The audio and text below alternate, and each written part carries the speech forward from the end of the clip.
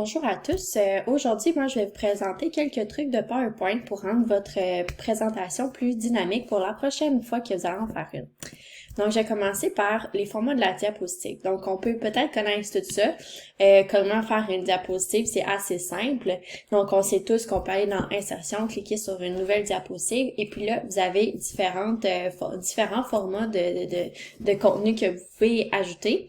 Donc, vous pouvez aussi réutiliser d'autres diapositives de différents PowerPoint que vous avez fait au passé.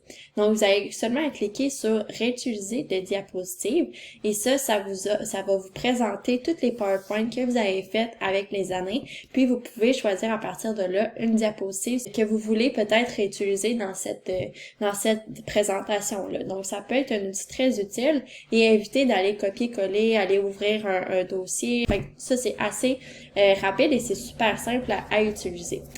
Ensuite, il y a l'outil idée de conception qui est super utile. Donc, quand vous cliquez sur votre diapositive, allez dans conception. Complètement à droite, vous allez trouver idée de conception et là, ça va vous donner une panoplie de suggestions de comment réarranger votre diapositive et ça peut être super intéressant et ça peut la rendre vraiment plus dynamique et ça peut vous aider aussi à trouver des idées de comment organiser vos diapositives. Donc, c'est super intéressant. Ensuite de ça, les banques de photos.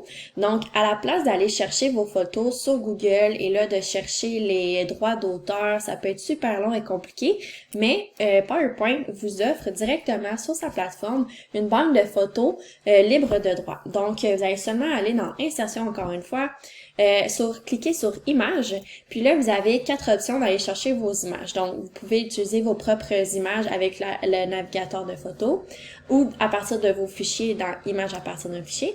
Et là, Images de Photothèque, ça, c'est la banque de photos que PowerPoint vous offre. Donc là, ça va vous ouvrir une fenêtre et vous avez justement à faire une recherche. Puis il y a vraiment beaucoup de photos qui sont de vraiment très bonne qualité. Donc, ça peut aider votre présentation là à garder justement la grande qualité que vous recherchez avec des photos qui sont super belles et de grande qualité. Ou sinon, vous pouvez aller chercher des images en ligne, encore une fois, et ça, c'est accessible à tous.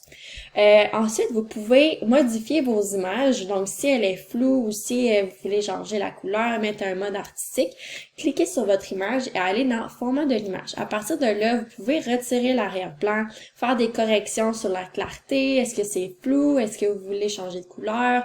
Mettre des effets artistiques, comme je le disais, ou même la transparence. Donc, vous pouvez la mettre de plus en plus transparent comme vous voulez.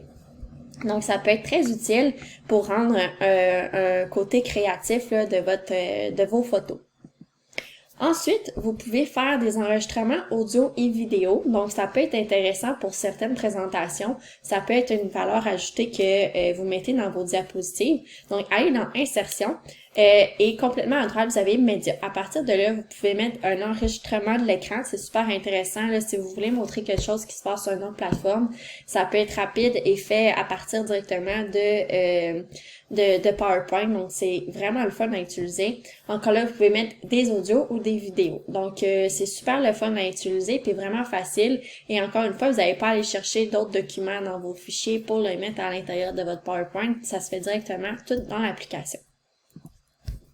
Ensuite, la dernière fonction que je vais vous montrer, c'est la fonction Zoom. Moi, j'aime bien l'utiliser parce que ça change un peu la dynamique du PowerPoint. C'est pas comme on change d'un coup à l'autre d'une diapositive.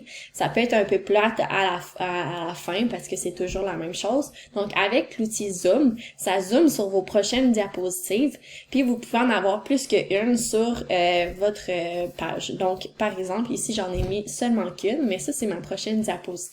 Et quand ça change, ça fait vraiment comme un zoom. Ça fait comme ça ici. Donc, c'est super le fun. Ça peut changer la dynamique. Ça peut être intéressant là, si vous voulez l'essayer. Vous pouvez en mettre plus qu'une sur votre page. Vous allez seulement appuyer sur Shift, puis les sélectionner. Et là, ça va toutes les rentrer. Donc, vous pouvez faire aussi une page de résumé grâce à ça. Ça peut être super utile. Donc, je vous invite à l'essayer. Et bonne session à tous.